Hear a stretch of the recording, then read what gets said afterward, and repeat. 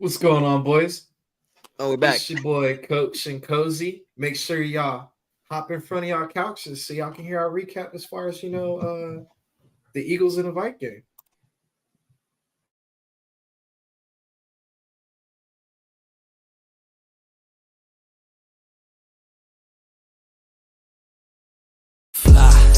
Eagles, fly. Boy, you know how we do this. Smitty up the field, Booby on the wheel. Jalen and AJ think how we put a still fight. Eagles, fight. Oh, you know we gon' do that. BG, big player, Vontae, Bradbury, pick six in the bag. Oh, sweaty on the line, flash down with him. Oh, let's go, we gon' get him. Constant, hit him. Oh, and my dog, big as my lot of switching names up. Should be Philly, got it sold up, bro. Why balls? Oh,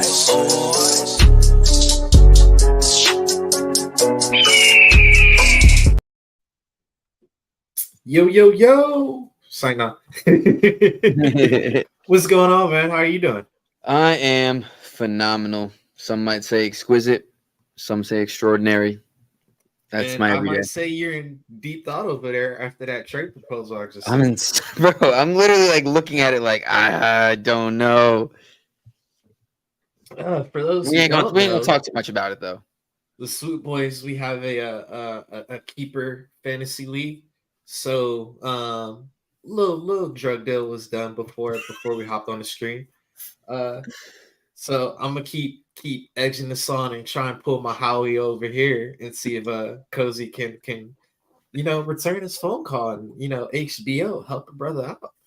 Uh, but hey I'm man, let's definitely looking at the phone. Definitely looking at. I'm definitely watching it ring. But hey, let's get into it, man. It is. It's a wild cozy. It is a let's talk this game, man, because after the Thursday night, us as a fan base had the whole weekend to kind of sit down and reflect, and there was a lot of reaction going on.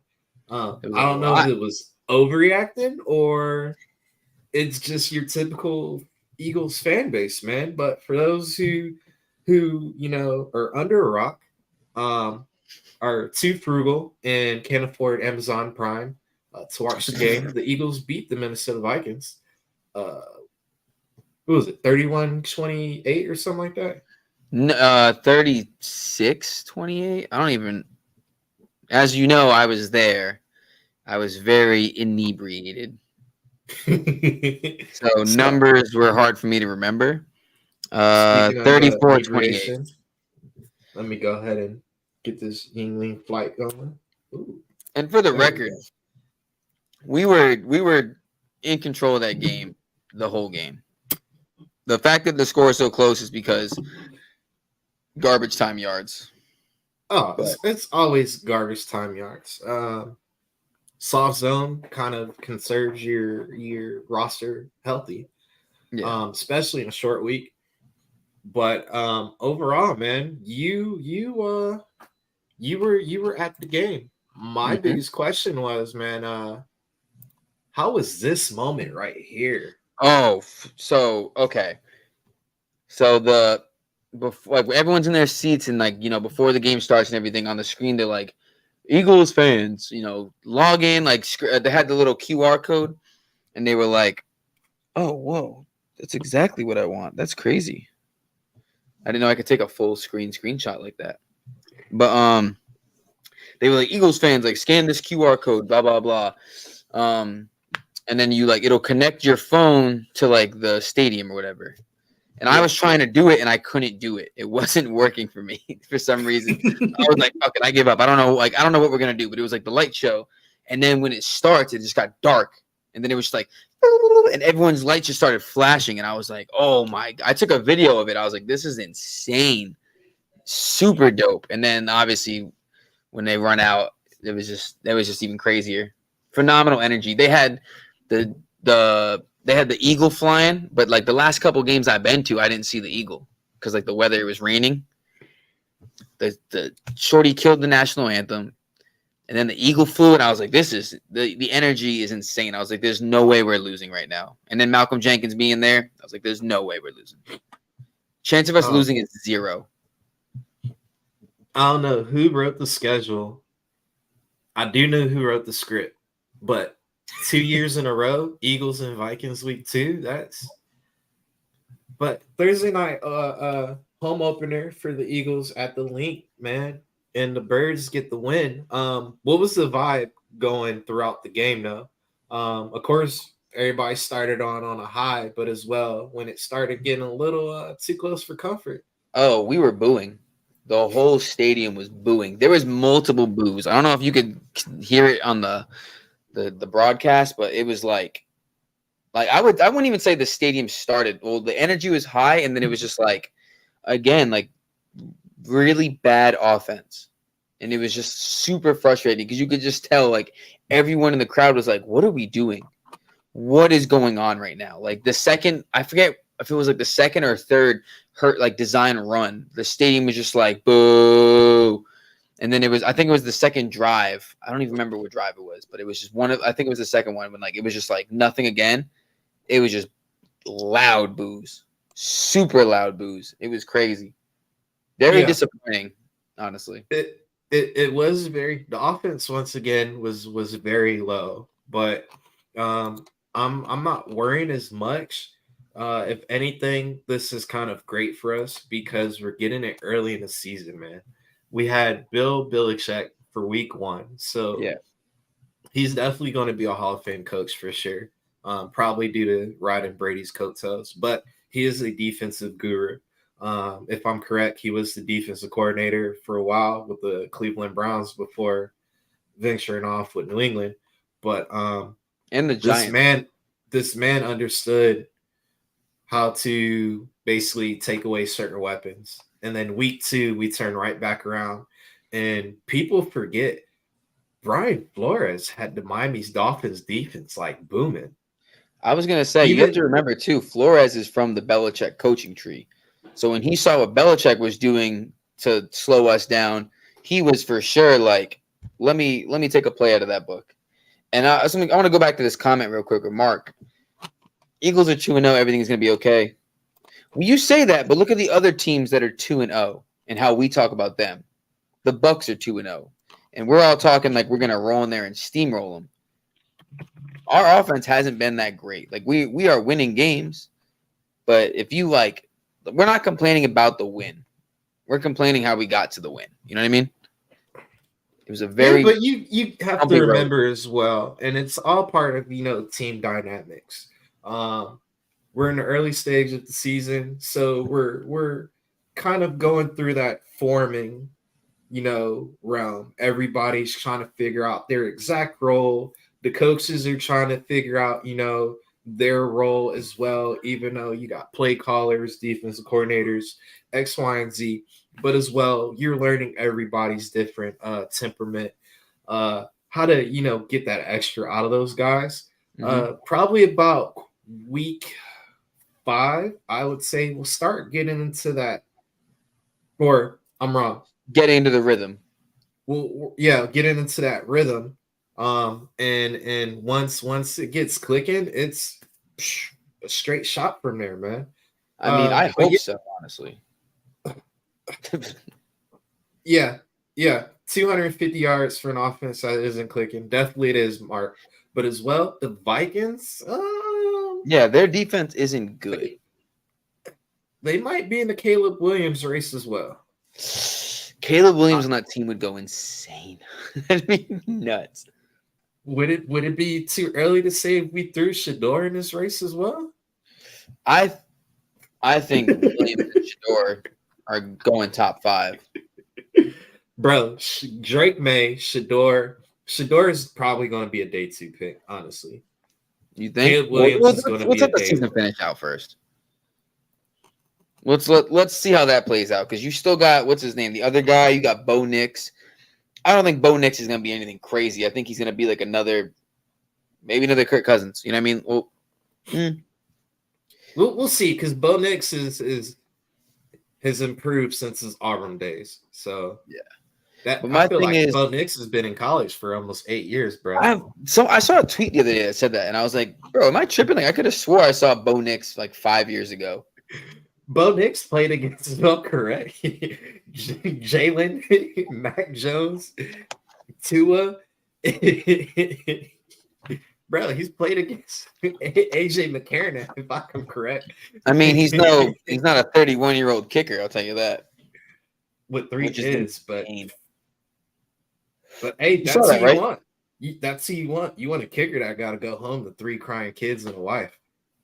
If he can handle that, he's not going to fall under pressure for a 43-0 field goal. But I Insane, digress. though. It's like they tried to make it this feel-good story. Like, bro, you're 31. You're the same age as me. Get a job, bro. What are you doing? He does have a job, bro. College football, you can get NILs, man. It's not a job. He's not getting paid for. Well, if he gets an NIL If deal, he then I has guess, an NIL, he has a job.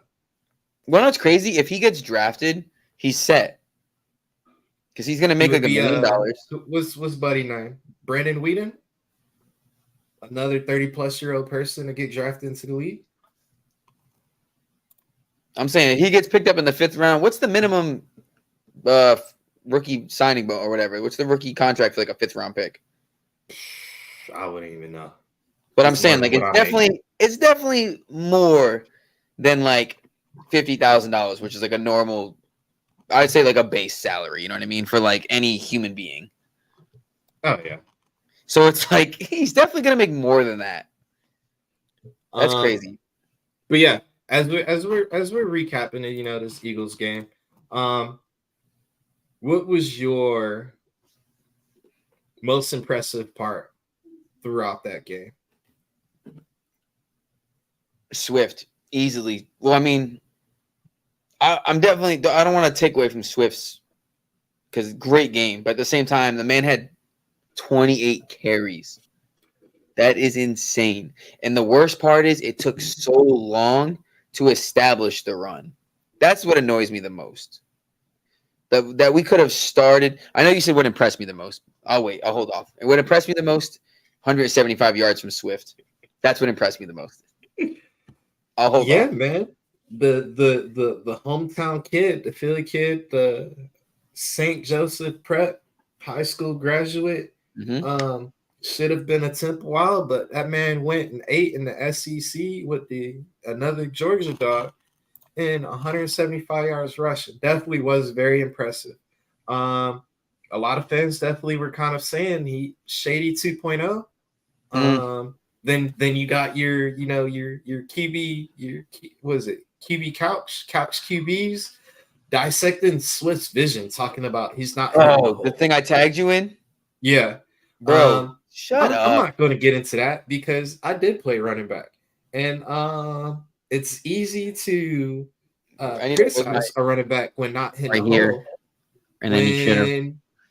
The game is going a lot quicker. And then especially depending on what the blocking scheme is, that might be not the hole you're supposed to hit. Yeah. But at the end of the day, 175 yards, 175 yards. So I wouldn't even criticize the man's performance. Hey, do it again. If you get 28 carries, you better get 175 yards. But for me, man, I would probably say, and a lot of people criticize this, the most impressive is going to be Fletcher, Jordan, and Carter. Bro, this is 2 weeks in a row now. Fletch has been looking. We have, if I'm correct, the Eagles are still under 100 yards total allowed rushing yards allowed in 2 games. I believe so because Madison got 35. That's both Madison, Zeke, and Ramondre Stevens. Mm-hmm. So, and as we're going into this Monday night opener, what's buddy name? He's Rashad the Buccaneers. Yeah, have been handing the ball off 30 times now.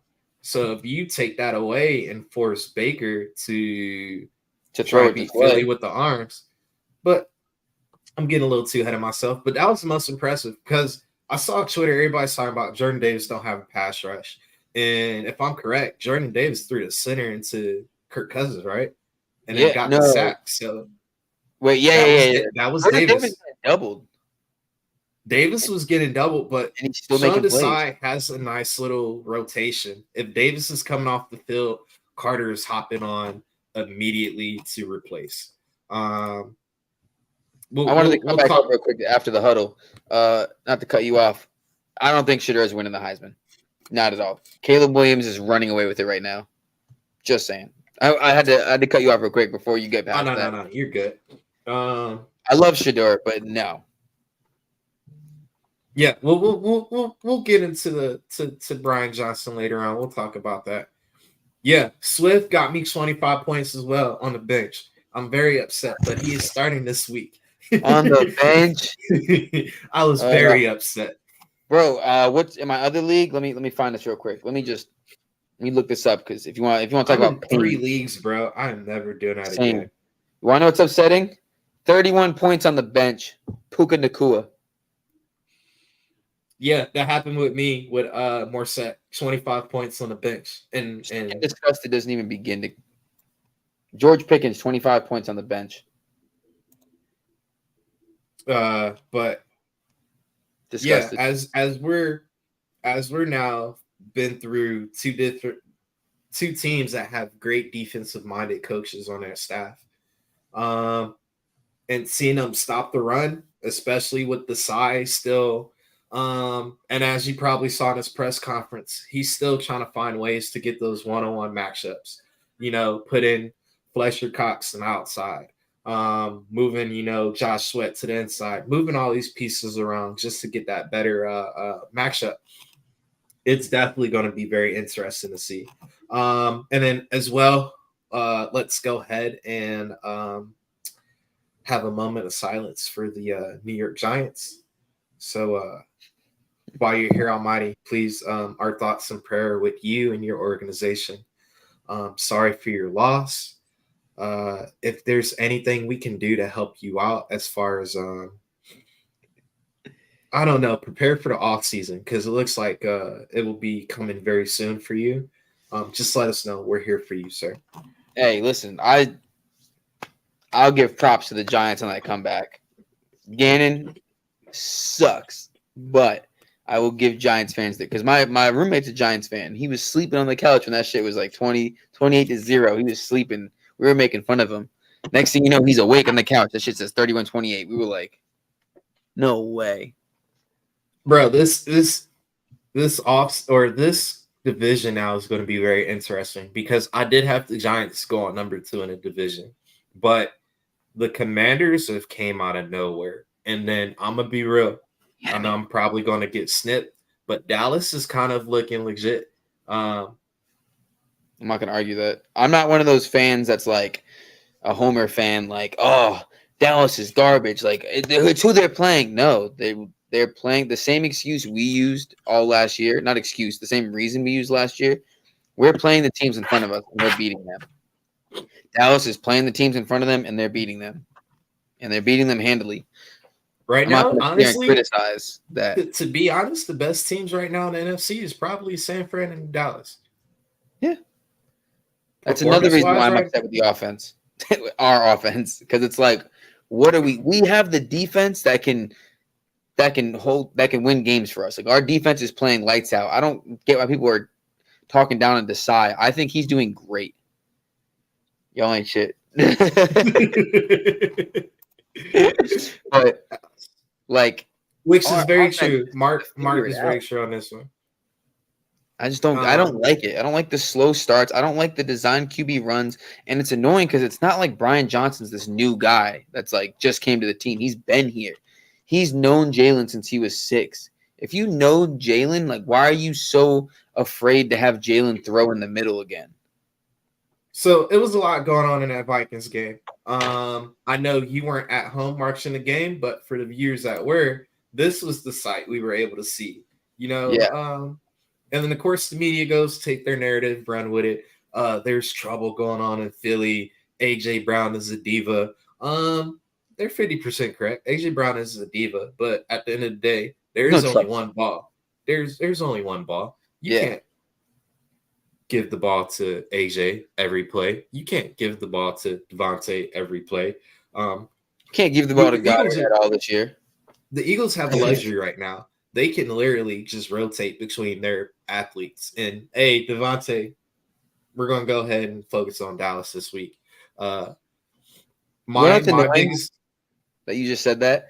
We What? have all these weapons, and like we can rotate. We can give it to AJ. We can give it to Smitty. We can give it to Goddard. We can give it to Swift. We can give it a game. And we're having designed QB runs. What are we doing, bro? What are we doing? Now, And screens. I wouldn't be coached without being coached if we didn't really break down this game. But if you look at it, Brian Flores was actually doing a great job preventing the deep routes. He was running a lot of Tampa 2. If you haven't seen it, the safeties, he ran double high safeties, but what he would have them do is, as soon as Jalen hikes it, the safeties are getting in line with the linebacker, and that linebacker is bailing. And that's what was taking away a lot of these quick seam routes for Dallas Goedert. The outside routes were gone for, Devontae or AJ, but as well, he was bringing a lot of pressure. The only issue I was having with Brian Johnson is if the team is putting pressure on you, an outside tunnel screen is not the answer. You have to run a screen or a tunnel screen to the inside because that's where the pressure is coming from. When you're running a lot of these blitzes, a lot of these guys are on the outside or man up. So if your receivers aren't getting that good initial block, the play's dead. Let your big boys allow these dudes to get back there and then allow Swift or allow Goddard to get busy in the middle and do what they do. Because you want them to get behind those, front 4, front 5 guys on the D-line. So that was my only issue. And then, yeah, we did take forever to finally get to the run. It looked like there was no legit game plan coming into this game because, honestly, if I was the offensive coordinator, my game plan would have been my first 15 plays would have been probably first 7 to 9 plays, run the ball, and then now go into getting to Dallas because any team's main focal point is to prevent the ball getting to Devontae and getting the ball to AJ. So let's run the ball. Let's sucker some people into the box, and then let's let Dallas go ahead and get behind the safety and get busy. Exactly. After you We're allow like the doing safety, it backwards. But hey, it is what it is. Mr. Larry, I got 7 more years before retirement, and I will be a quality control coach if available. I don't need that much money. I have my retirement, so just a little plug there. Just some season tickets.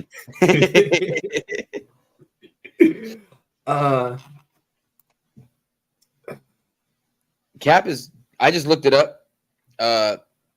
We have $6 million right now. $6 million, yeah, like a little over $6 million. And then in 2024, we have $60 million, which is great. And then Goddard's contract, it ends in 2026. And so, and history always repeats itself, man. Philly's not going to have another tight end. They always run with 2 good tight ends. And I think Alex O might be that successor. Kid's only, 24? The guy from Broncos? So, yeah. So he's a good kid. And once he's not going to get thrown into the system that quick because he literally got traded at the end of the preseason. So there's still a bunch of, important pieces to the playing calling system, blocking schemes, that type of deal. And then especially as a tight end, a lot of tight ends is probably going to have an option route. And so he needs to learn what those reads are, especially, when it comes to like those type of personnel. We'll see. I don't know. I got to see him play more too, because it's like he was making some plays on the Broncos, but like just because you're making some plays on the Broncos doesn't mean you're going to come here and be like the next guy, especially when you're behind 2 other dudes on the depth chart. Well, it's how you be utilized on how they decide to utilize that skill set. Because at the end of the day, Brady is 6'5", 6'6", run a 4.4 40, and is 250 plus pounds. I think so, yeah. No linebacker and safety one is thumping him. They're going to bounce right off. And then as well, he can win that immediate jump ball. Most of your safeties are probably 5'11", 6 feet tall. not that really tall, so he's going to win a jump ball. So it's basically like I said, we're at the beginning of the season. You're trying to find roles for all these guys and how to utilize them. And you're going to have that. You have a brand new offensive coordinator. You have a brand new defensive coordinator.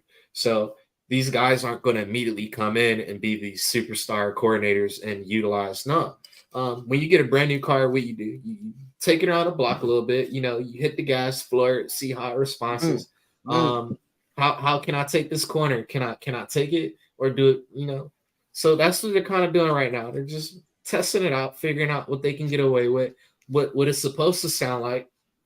And when you need to know, you got to do some maintenance or, hey, let's adjust this out there. So we'll be good. And then, yeah, as Mark said, the cap ain't real. Hell, the Kansas City Chiefs just proved that by making Mahomes the highest paid quarterback in the league again. By just moving money around. So, yeah, Howie knows. And that's all it is. So for kids, pay attention. Math is very important. Okay, so the contract thing, that just threw my theory out the door. I was thinking maybe if he was closer to his contract year, volume going down, but that's different. Yeah, I think it's just more of, the coaches. Honestly, I think the coaches are just trying to figure out how to game plan around certain players.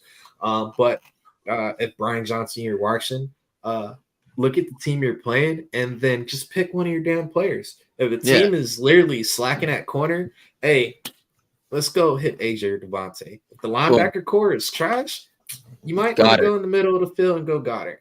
If their run scheme is literally terrible, you got 3 running backs to pick from. Like, honestly, for this game, I don't expect this to run that much. Tampa Bay is got a decent defense, and they're led by another defensive-minded coach with Todd Bowles.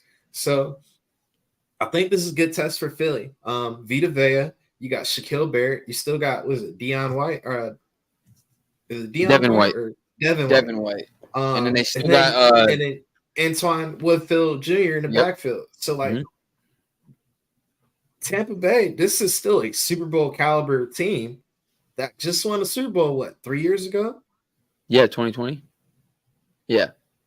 So this is not a slacking team, and Todd Bowles was part of that Super Bowl organization. So, but when what's his name left, this is going to be another dogfight. This is going to be another dogfight for sure. Which this is like, okay, so we played the Patriots, a great defense, and we had our problems. Then we played the Vikings, a great offense, and we had our problems. And now we're playing the Bucks, who, again, great defense. The offense isn't great, but I'd say the Bucks are a cross between the Vikings and the Patriots. So it's like we're like our competition is just like getting better, in my opinion. Like it's still Baker, but like it's still Baker and Godwin and Rashad White and Mike Evans. Like it's not a slump on offense either. Because look at, again, they're 2-0. Baker had a good game last week. What, 300? His first 300-yard game ever. Which is wild because Baker's been with Cleveland. So. And he was with whatchamacallit. Yeah, the Rams as well. But after that Thursday night performance, we've had plenty of time to sit down, digest what we just, witnessed. Did DeAndre prove he's RB1 to the game decide it? I mean, not decide to Johnson and it. Like, hey, you would think.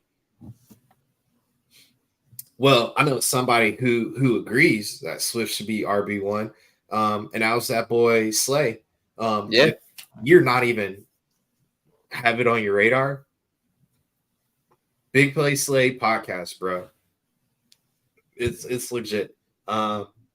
He said even when they played Detroit last year, he's glad Swift is on a squad because not only is he fast, but he gonna try and run through you.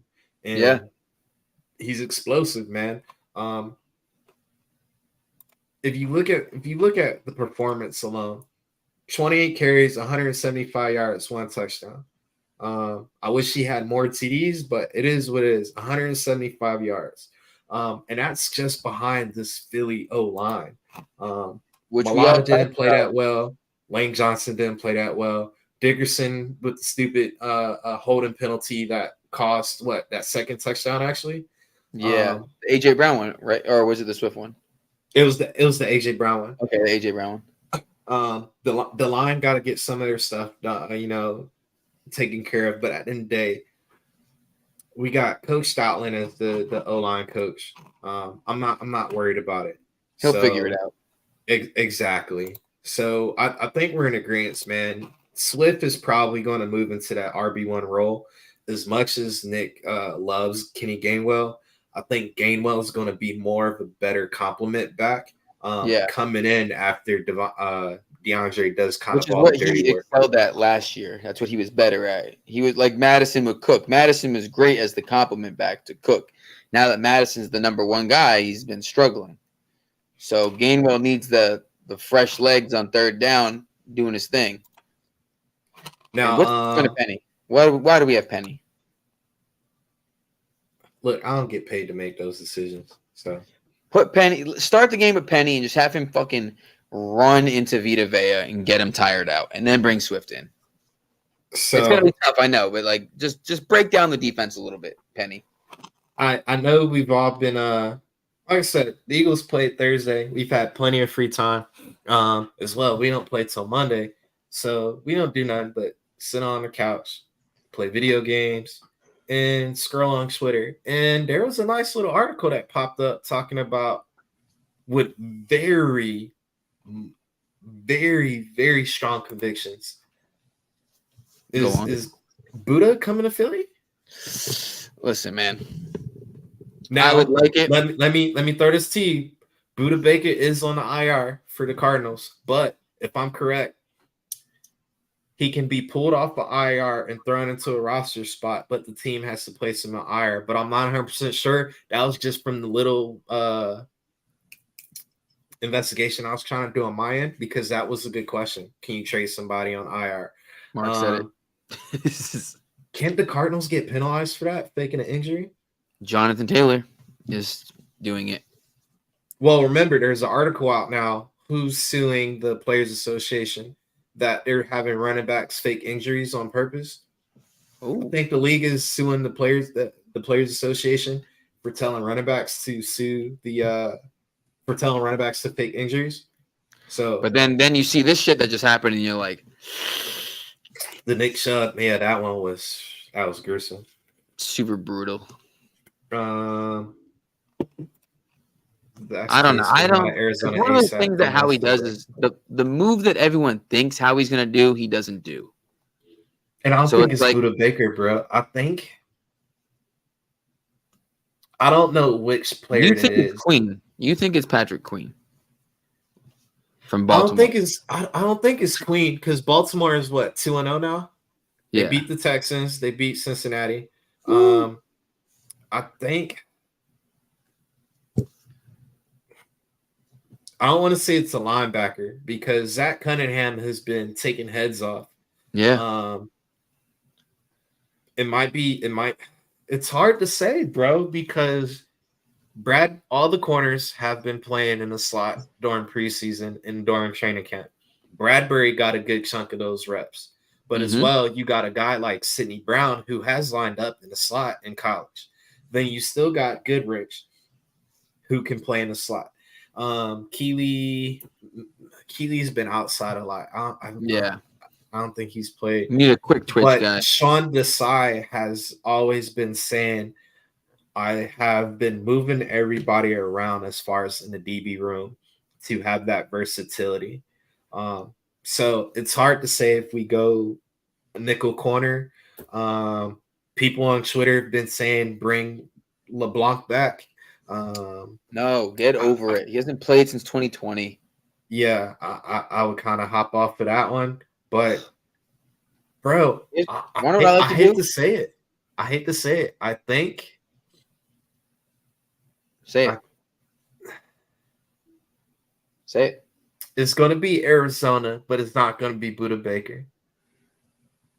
I think Howie's going to get Collins, the linebacker.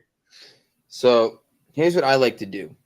I like to go to Spotrac and I search whoever's a free agent next year. Is it Spotrac? I call it Spot Rack. Oh, it is. Well, I call it Spo Track. I don't know. It could be Spot Rack. I don't know.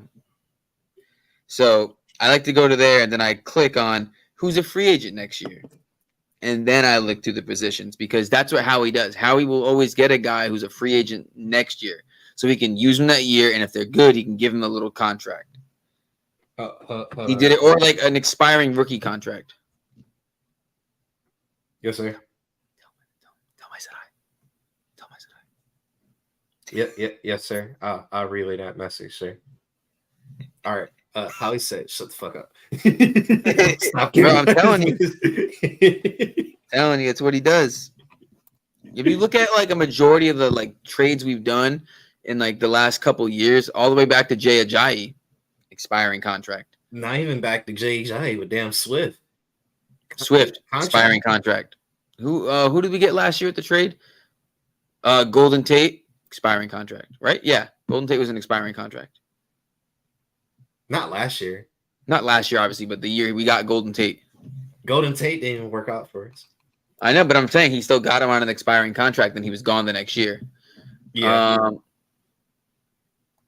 Hell, we even kept Miles Sanders and let him walk. Expired contract. Well, my what? we kept Miles, expiring contract. CJ Gardner, expiring contract. We got CJ with an expiring contract. We got Bradbury. He got cut. That he was on his last year of his contract. Expiring contract. Rashad Penny was a free agent, but got a 1-year contract. Now I'm saying like who we trade for, the people we've traded for. Well, I don't even think trade is just in general, man. Yeah, I'm telling you, that's what he does. He likes to go get people on an expiring contract, so nothing's guaranteed after. But if you play well, he'll give you the little 1-year or 3-year deal. So that's why, like I said, I like to look up first name on the list where I'm looking at inside linebackers, Devin White. Outside linebacker.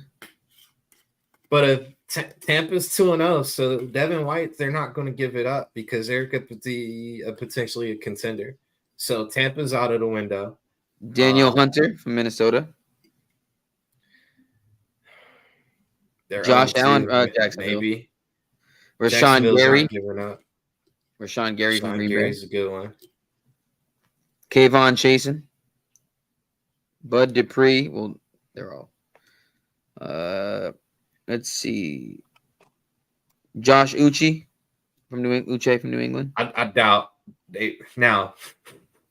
If there was a deal that was possibly talked about during that engagement, maybe Devin White definitely be very interesting. Buda Baker, Micah Hyde, Jordan Whitehead, or Chuck Clark from the Jets. Whitehead is staying in New York. Whitehead is staying in New York. New York is about to buy in. Darnell Savage from Green Bay. That's not a bad one. Oh, the safety? Yeah, that's not a bad one. But I think with this current roster, man, you can potentially still win with how young we have received or gotten now. As you're seeing Josh Jobe being tested Thursday night, he only had one bad play, but that was just a communication deal. And then on top of that, he was still there. So it's not even a skill set. That was just an awareness thing. You want to know who else is a free agent or an expiring contract? Who? Jeremy Chin. Charlotte is not giving him up, bro. They still got the whole Brian Burns situation going on. And Jeremy Chin is what? 24 years old? They have so much cap space the next 2 years. Yeah, they can pay these guys. What up, Jake? My dog. But yeah, man, this long gap is definitely gonna have us fans. You're not getting he's a Patriots fan. We're gonna hop on the ESPN trade machine and try and see what trades we can do because we got this long. It's basically a bye week, bro. We play Thursday. We don't play again till Monday. So Devin White was in trade rumors recently. yeah, he has been, but you're the Buccaneers sitting at 2-0 in a very terrible NFC South division. You're not going to go ahead and start shipping out Aren't the pieces. Saints and the Falcons both 2-0 as well? Yeah, but they're both. Carolina got a rookie quarterback. Atlanta has a sophomore quarterback, and they're still not. Now, Bijan has been looking kind of nice. Shout out to Atlanta with that drone That angle footage they put out. fire. Bro, Insane view. that is a game changer. I need that for And Swift then- ASAP. And then with the Saints losing Jamal Williams for a couple of weeks, that's still gonna, but it's still early, bro. They get Kamara back. Tampa Bay has the opportunity of literally taking a division. I picked them to take the division. They can, but I think Their they're at the defense is point the most where- scariest out of all the teams.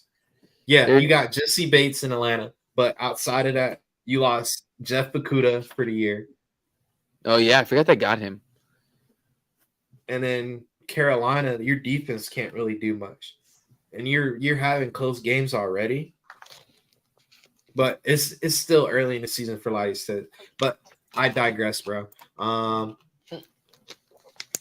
But I digress. We got the Eagles, Tampa Bay.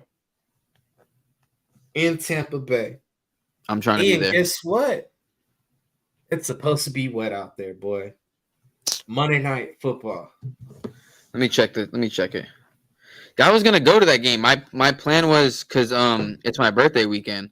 So my plan initially was to go to Tampa, me and my girl, and be like drunk the whole week. well, yeah. I might start tomorrow because tomorrow's my birthday. So I don't really. It's on Thursday. I'm not doing anything on Thursday. Well, I'm going out to dinner with the family, but like my obviously starts Friday. The Friday's podcast is my birthday pod. You gonna see me and Twiz getting turned. Feel free to join. Everybody. It's a celebration of life. But I was gonna go to that game, but like I'm looking at it right now and I'm still just debating. Like I might just go to the tailgate. I'll probably go to the tailgate and then just be drunk and be like, fuck it, I'm buying the tickets right now. Babe, we're going to the game. So we got the Eagles taking on the Tampa Bay Buccaneers. Monday Night Football, bro. Prime time, 2-0. Both teams. The first team to go to 3-0, and somebody got to take it out. Now, Sorry, Tampa. what's going to be interesting is the Eagles' offense versus Tampa Bay's defense. Because, bro, Todd Bowles got them boys humming. How many picks did they have Sunday against Chicago? What they have? 4 picks or something like that? Was it 4? It's to the point they made this man, Justin Fields, throw the coach under the bus for that loss. That is also wild. And then he tried to come back and say, well, it wasn't like that. You said coaching. You said what you said. And then their DC just fucking resigned because his house got raided. That's crazy. That is insane. BRB. I just talked about that with Mike Evans. Rumor 2-0 in the weak division. They're going to try and win. Exactly. A lot of these boys is going to eat, especially Mike Evans. Now that he's openly told Tampa Bay he's going to test out free agency, he's going to put a highlight film together on Huddle and send it to all the teams, bro. I'm not even mad at that, Jacob. Tampa Bay is definitely is this is going to be a very tough game. This was not on my list as an LO out of that first 6-game stretch, so this is definitely going to be very interesting. I'm kidding. Philly got that. Only way Philly will get that is if Baker Mayfield does Baker Mayfield things, and Which that's he's due for. He's due for it. Stop the run and let Baker be Baker. So I'm curious to see how Sean Desai is going to scheme up, because he's openly said he doesn't play the same defense.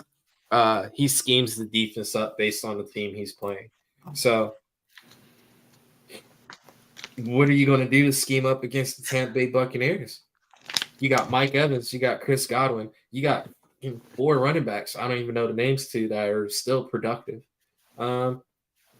So Thank you, Sean, Mark. Thank you, Mark, for the happy birthday. Thank you. what do you got going on? Definitely going to be very interesting. And then is Todd Bowles going to capitalize on Jalen Hurts' vision right now?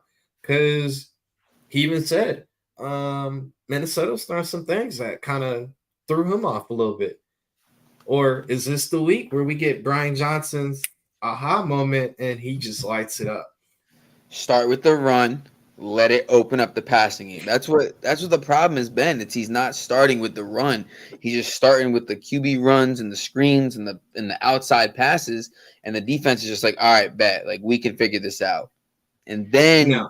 he goes to start with the run it on him, make him load that fucking box so you can get Goddard fucking across the middle or get fucking Smitty or AJ one-on-one down the field. Do what we did last year, Brian. You were in the offense for that. Don't be dumb.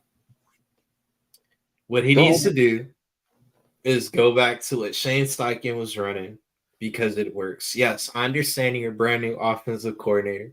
You're trying to put your stamp out there because eventually the end product, you want to be a head coach.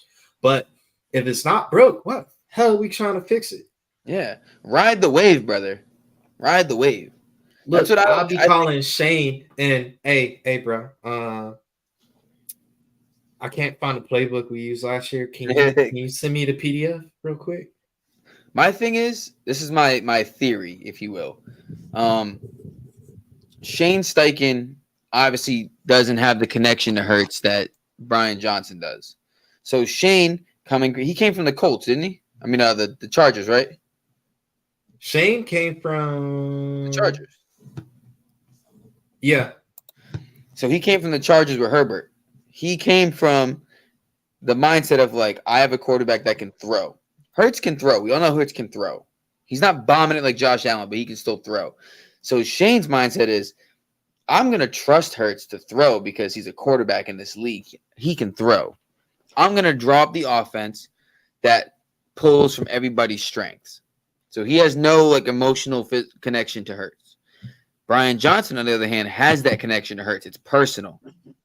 So he doesn't want Hurts to look bad. He doesn't want to scheme something up where if Hurts throws an interception, it's like, oh, like I made him look bad. That's on me. So he's playing it way too safe, and he's doing these like little dink and dunk things, afraid to let Hurts air it out because he doesn't want to make Hurts look bad. But in the long run, you're making Hurts look bad because you're making it look like he's regressing and he's afraid to throw it downfield or throw it in the middle because you're not designing anything to throw in the middle because you're too personally attached to it. That's my thought on it. These non-explosive plays. Yeah. I think he's just not putting these players in the right position for them to succeed, man. You're going a lot of spread when teams are trying to load up the box anyway. Well, let's go bunch and get these boys to the outside. You're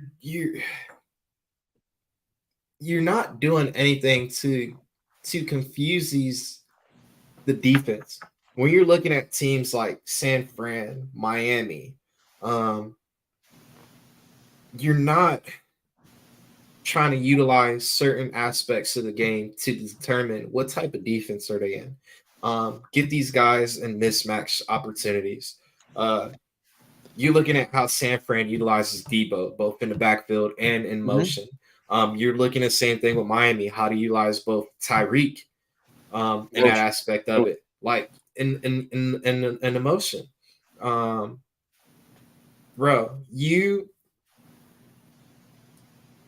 Dallas and AJ have to be your perimeter wide receivers.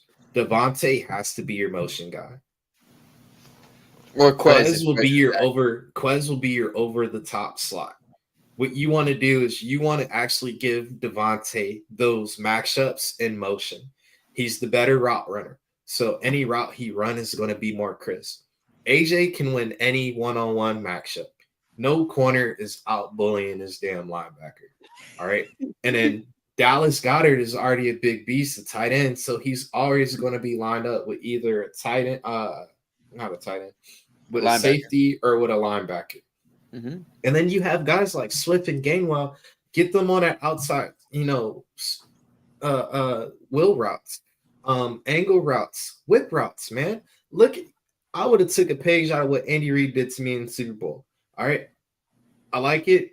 I'm gonna steal it and I'm gonna make it mine. It's not Or wrong with it, man. use Quez like how they use Tyreek Hill, because once he gets that start, Quez is fast. We know that. He's not Tyreek Hill, but like he's fast. Put him in motion and just have him just have him just start going down the field. Quez is on nobody's radar, so I don't even need to move Quez in motion. Let Quez just get behind the safeties. They're gonna okay, that's just Quez. The main focus is AJ, Dallas, and Devontae. If Devontae is going left and right, guess what? Defenses, they have been game planning for that, that player. So if you run some type of motion or whatever, like, where's my shit at? Bro. Write it down. Let's see. And we go, let's go. What's Goddard's number? 86? No. 88. What? What's wrong with you? I'm bugging, bro. Yeah, you're tripping. Goddard definitely needs to do something. If you have him in fantasy, I honestly would trade Goddard at this point. Depends what you can get for him. Let's go.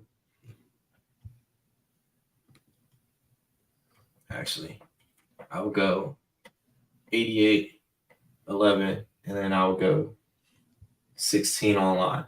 Bro, you could literally have Devontae orbit, fake the RPO. And when I mean orbit, he comes back out this way. You're going to have your guy, Quez, run a drag. Let Dallas run a down post route, and then let AJ run a drag route. What's typically going to happen is you're getting that initial pick play, but, bro, depending on the type of defense they're running, the corner is going to come down. I would come down and play on the orbit. It's literally an RPO play, though. You can run it so many times because that corner is going to come down and play Devontae on the orbit route. But guess what? If he comes down, you got AJ coming in the back. Bam, you just hit down AJ. This is going to freeze both of your safeties. That's why I would not going to come down and play that. I would switch Quez and Goddard in that because Quez is faster than Goddard. So Quez is going to turn those safeties around real fucking fast. You want Quez to catch the drag so he can turn it out because guess what? He's going to – the safeties are going to follow. And then you want that pick route so Quez gets that pick, he can turn the jets on and take it outside. You want the focus to be here. The safeties of everything they're going to shift over here. When Dallas goes up, and if you got two safeties, they're going to freeze because of that post route. And even if they're in a cover 2, they have to stay down. If they're in a cover 3, that safety is playing it. That corner is going to probably stay home, or he's going to pass that off and follow that way because there's no boundary. And then Quez is coming out. His man, if they're in man, they're running into each other. Bam, he can take it outside. And then he's catching it and fucking. If the linebackers and corner come play the route, guess what? I hit Devontae on the damn orbit route. Bro, that's why he's coach. That's why he's coach because he got the whiteboard. That's why he's coach. It's not that hard. It's all about putting your players in the right place to utilize. Tampa Bay runs a lot of 2 high safeties. So what are you going to get? Cover 4, cover 9, cover 2, and then you can get a couple of cover zeros. You're going to get Tampa 2. So if you know what the team is going to do, what routes beat those? Bro, if you're running cover 2s, I'm going to hit the middle of the field. The middle is wide open, bro. That's what it means. If I got 2 safeties, middle of the field is open. 1 safety, middle of the field is closed. Outside is wide open. And then doing all that, handing it off to Swift, and he's getting 25 yards. Force teams to load up the box. And then once you load up the box, guess what? Dallas, Devontae, and AJ now can go eat because the safety can only help one person. And then all these plays are basically the part of the coaching that Johnson has to do is, yes, it's going to be hiccups because you're trying to give the team your key concepts as far as this is what I want you to do for this play. But at the end of the day, football is football. You need to play situational football. If teams, if it's tired of getting beat from the run, hey, I'm going to hit them with the play action this time. We've been hitting them so many times because how many yards Devontae had or not DeAndre? DeAndre 175. Averaging 6+ yards per carry that last game. So if you're hitting them after a time, defensive coordinator is going to make an adjustment, load up the box because the run is killing them. Now you hit them with a play action. Guess what the defense is going to do now? Oh, they're going to bite on the run. Your receivers have a better chance as far as and Jalen has a great deep ball. He does. Pause. But it's all about playing chess, man, not checkers. Let the defense do what you want them to do without them knowing that's what you wanted them to do. Ow, fucker. There's so many options, and it just annoys me that, I guess, the thing that just frustrates me is that Brian Johnson was here last year and like saw these things happen, and he's like not picking up on it. Unless his plan is to just like make us look dumb and see like what he can do to get away with and still win, and then be like, all right, now I'll go back to the regularly scheduled programs, which is annoying. Bro, it's definitely going to be. This game is going to be very interesting to the point, even if we lose, I wouldn't be sad because I would be very sad.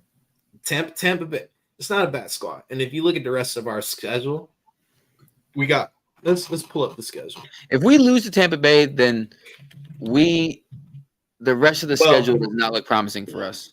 The thing is with A-Rod going out, that takes away that L that I had us projected to take. So I had the Eagles losing to the Jets, but now that A-Rod's out, that L goes to the Buccaneers. And then that Buccaneers W that I projected would go to the Jets. So either way, I'm still good. I don't like that anyways, though, because I had both of those as wins for us. 6-0. But look at this. We got Todd Bowles, a great defensive coach. Ron Rivera got the Commanders' defense humming. And then we go to L.A., where, what was it, Brandon Staley, their defensive coordinator? Yeah. Got their defense is looking good, too. And then, yeah, I know Robert Saleh is a good defensive coordinator, but the offense ain't going to do anything. So our defense is going to help us out in that game and take the W. Now, Miami, we're going against an offensive-minded guru. I think this is the time when our offense will actually click, and this will be more of that offense versus offense looking like a Big 12 game. So to beat Miami, we gotta maintain possession the whole game. But do not let them get 2-0, 2-1, 3-1, 4-1, 5-1, 5-2, 6-3, 7-3, 7-4, 8-4, 9-4, 9-5, 10-5, 11-5, 12-5, 13-5. Bro, that does not look bad at all. 13-5 is impossible. You counted an extra game. 12-5. 12-5. Still, that's a playoff team. It is, but like, ugh, I don't like the. Who are the 5 teams you had us losing to? Cowboys, Dolphins. And my dumbass is going through, like you can see my screen. It was Bills. Hold on, because my computer just went like all the way. It was. I got us taking 1 L to the no. Dolphins. Second game against the Commanders. Chiefs. I think we're beating the Chiefs this time. Second game to Dallas. And that was it. No, actually, we probably gonna lose to the 49ers. But I got us going 1-1 with the Commanders, 1-1 with the Cowboys, losing to the Chiefs. Buffalo's beatable. I think the Chiefs are more beatable than Buffalo. I think they're both equally as beatable because the Chiefs, although they got Kelsey back, like,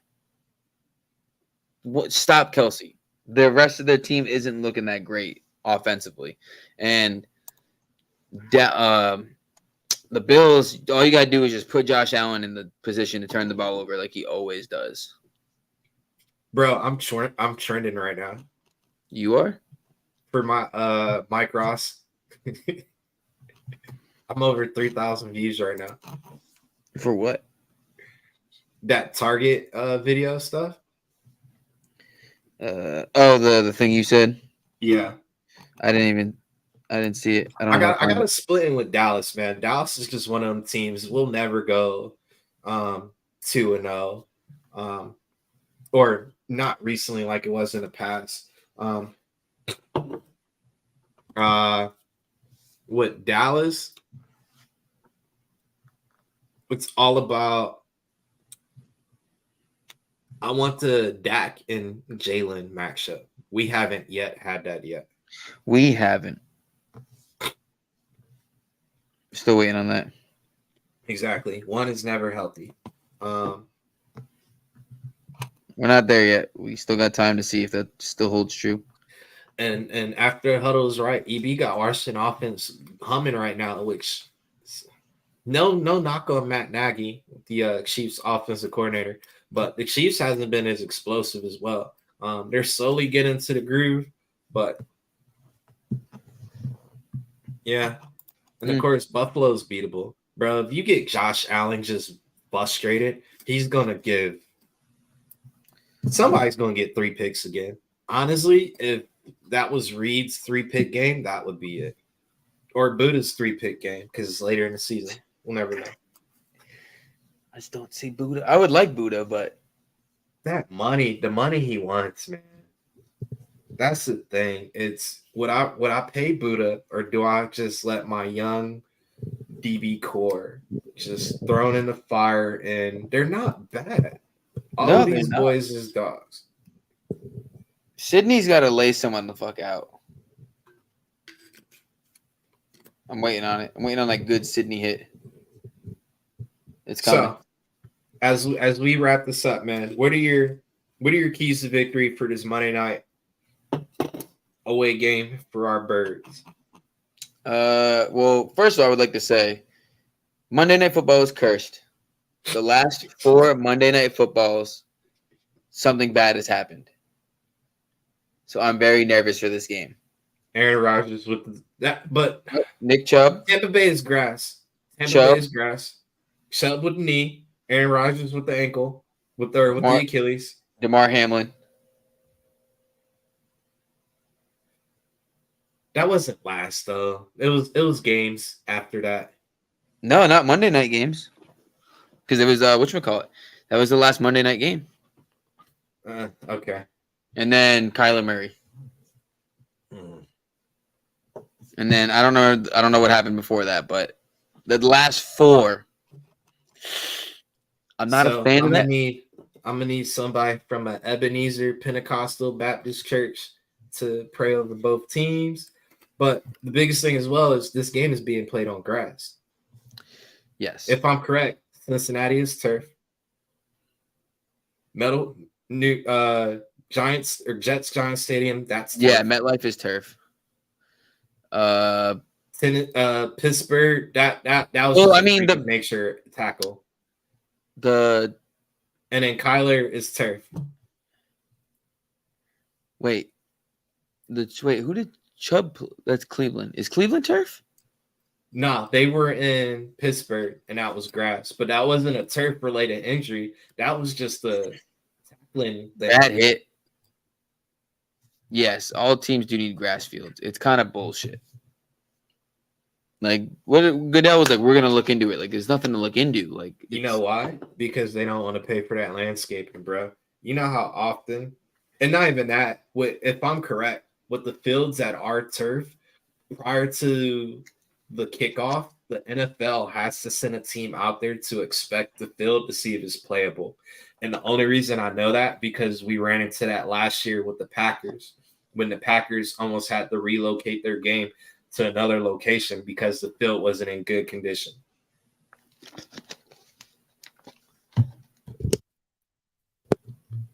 Well, the Eagles can do it every year. And we live up north.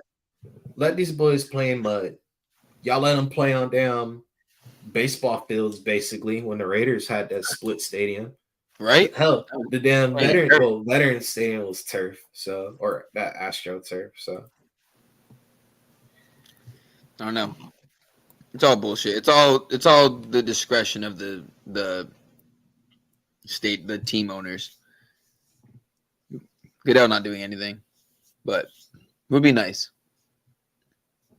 It would be. But all right, what are your keys to this Monday night away game?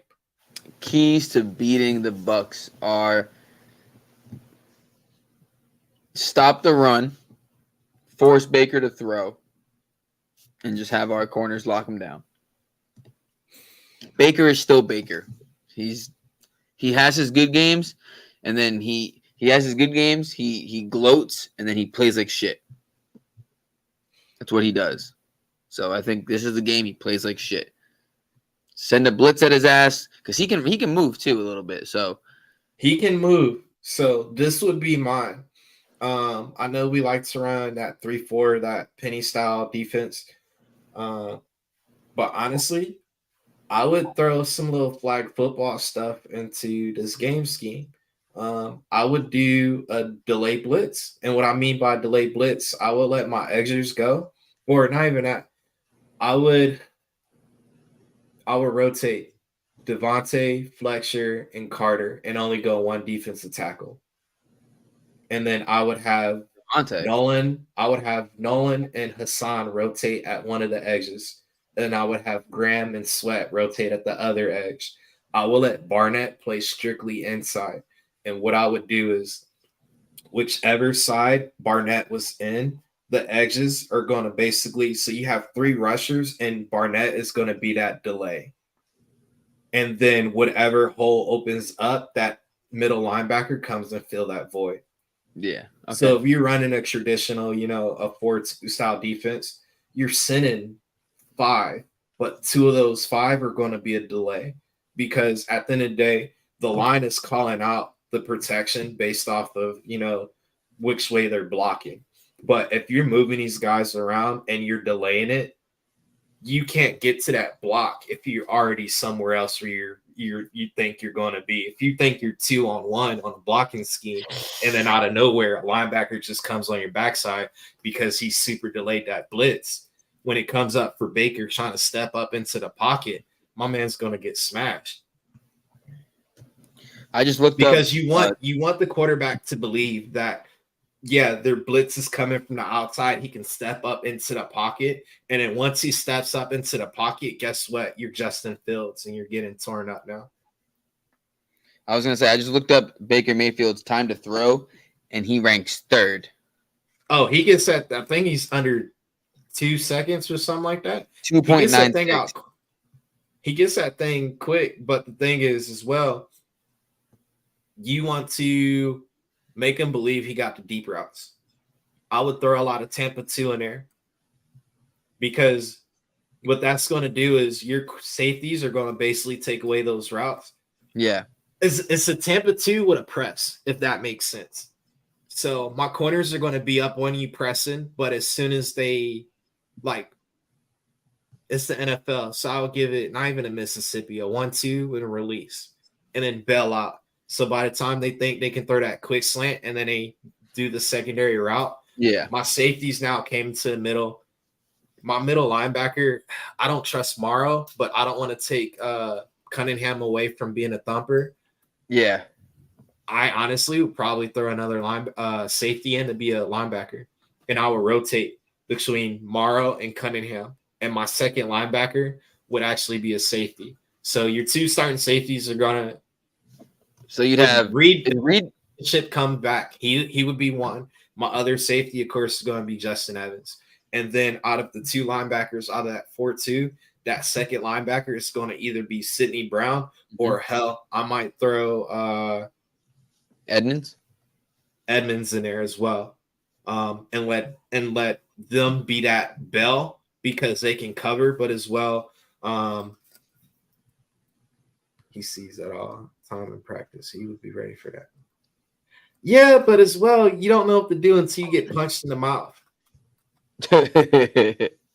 and you may see it in practice, but you can disguise a Tampa 2 and change it any variation. So a Tampa 2 is basically your safety's doing coming up in the middle while your linebacker's filling that void. But you can run a Tampa 2 with basically a safety still staying deep, a a linebacker filling that void, and you can have linebacker, safety filling that void, and you can have a D line come up and play zone, kind of like what Shaquille Barrett did on that pick six. Mm. I wouldn't mind seeing Barnett dropping in coverage. He does it already and from the outside. Why not have one of these guys do it? It's all about. I'd want Nolan disguising Smith the dropping in defense. coverage. Huh? I said I'd rather have Nolan Smith or Reddick drop into the coverage, preferably Smith because he's younger and faster. So we draw that real quick. Last drawn on the whiteboard. Ooh, Get my money's worth out of this. Thunder going crazy outside right now. Oh, bro, I wish we had rain. We had a good little couple of days, and then that was it. I'm only allowed to water my grass on 2 days of the week, and one of those days was today. Just out there sitting with a water hose because I can't use my automatic sprinkler system. Why not? We're in a drought right now in Texas. Bro, so when I'm talking you disguising your Tampa 2, let's go 7, let's go 96, we're going to go 91, and then let's go 94. All right. What's Cunningham's number? Cunningham, is he 52? All right. So we got 52, we're going to go 21, we're going to go 30, we're going to go 32, you got 24. Honestly, I don't think Bradbury's going to be outside. You're going to go 28. You're going to go 24, and then you're going to go 2. So what I mean by Tampa 2, you could literally have.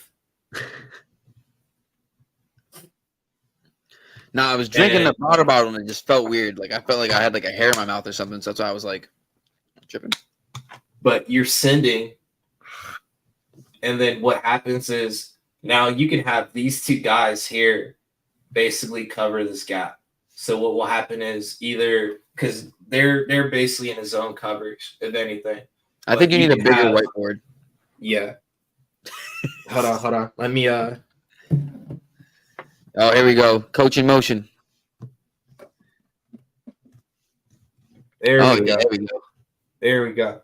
But basically you're gonna have, like I said, that safety that's in the linebacker role drop. That safety's coming down, he's basically coming and replacing.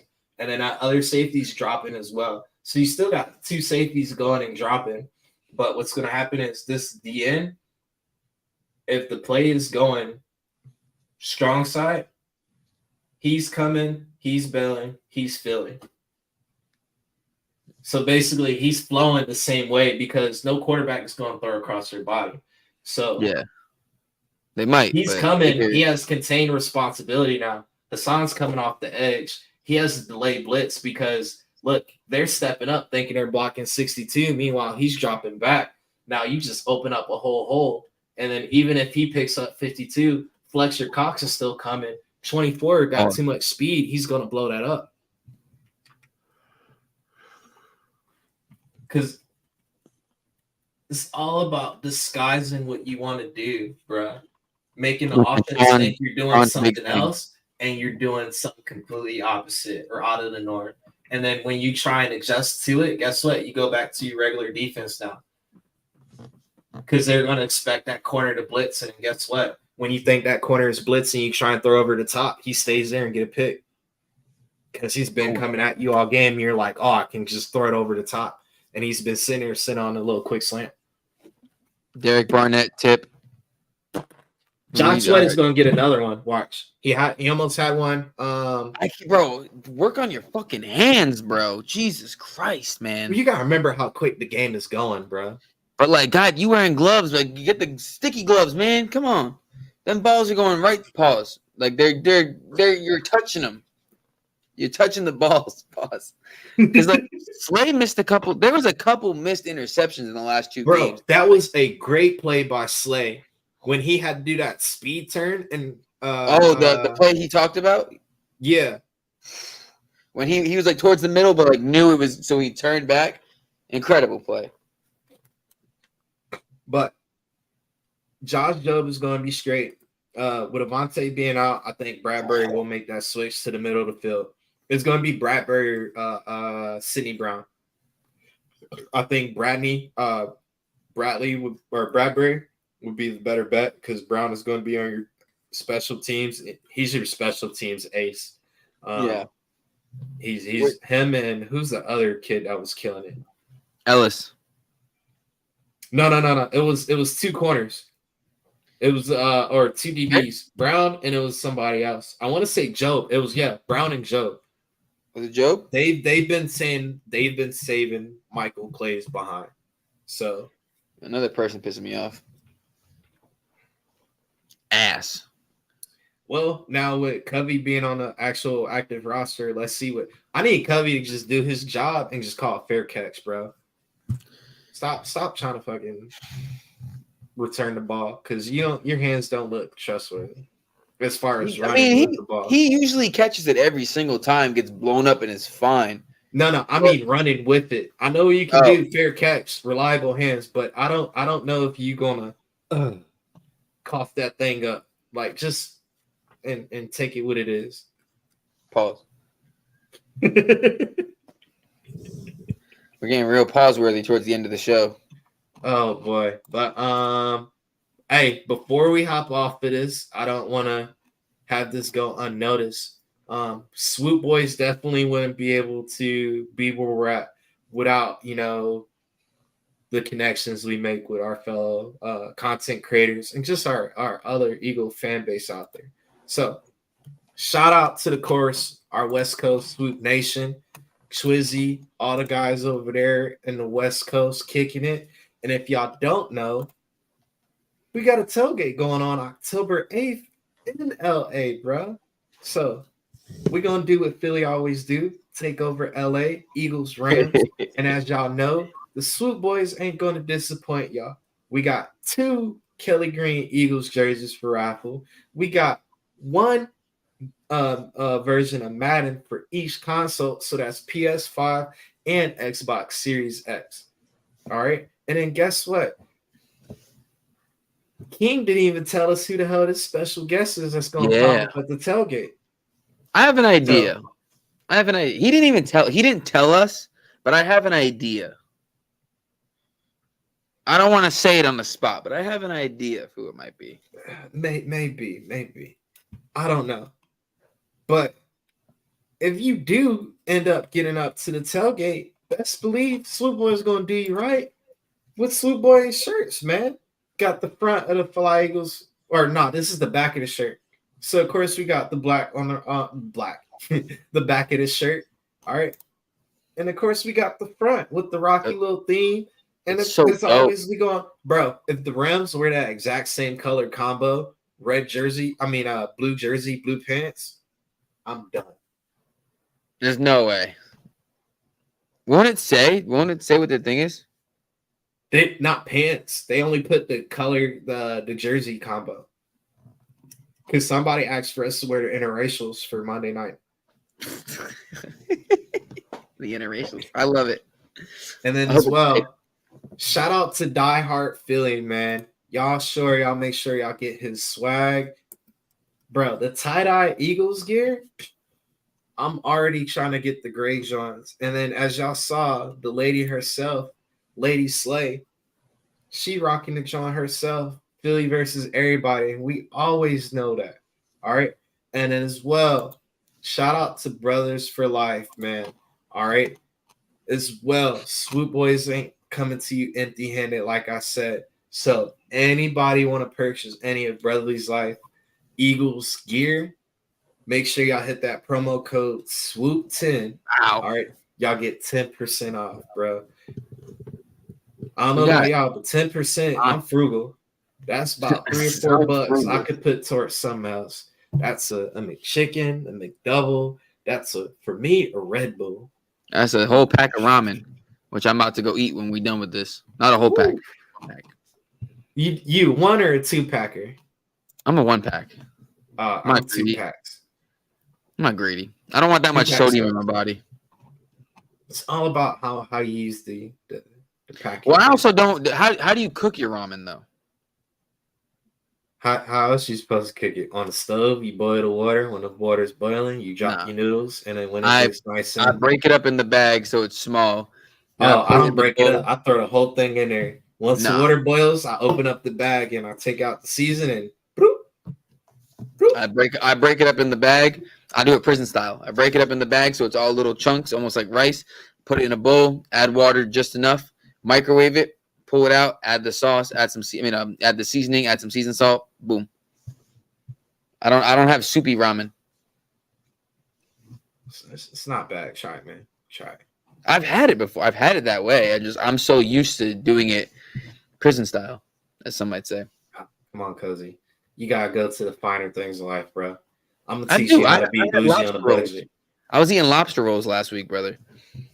I was up in Rhode Island eating fucking lobster rolls and clam cakes and New England clam chowder, and then I was in Philly and Cleaver's cheese. Shout out Cleaver's. Whenever I go to Philly, I stay at the hotels. Cleaver's is always on delivery, and they always get a buy one get one cheesesteak. And them shits is like, bro, this big, no lie. I kid you not, bro. They are fucking massive. They're at least 14 inches. Pause. They're huge, and they don't skimp on it either. Like you have half one, and you're like, I'm fucking full. I'm stuffed. It's ridiculous. But yeah, shout out everyone. Shout out everyone you had just mentioned before you maybe think about fucking food. Know what? Shout out to Philly Flats, bro. This is a place in here in Katy, Texas. The owner is from Philly, and bro, they host every Eagles game in their restaurant, and it's an up and comer spot. It's literally probably 5 minutes from the crib. That's where I watch the game. That's probably where I'm gonna watch a couple of games from here on this season. So yeah, y'all get that free endorsement from me. And their cheesesteaks and wings are on point. And their wings aren't skimpy. And their flats are definitely on point. Shout out Flats. Fuck you, drums. But with that being said, man, this is Coach, my boy Cozy. Y'all enjoy the rest of y'all day. Let's go. See you Friday.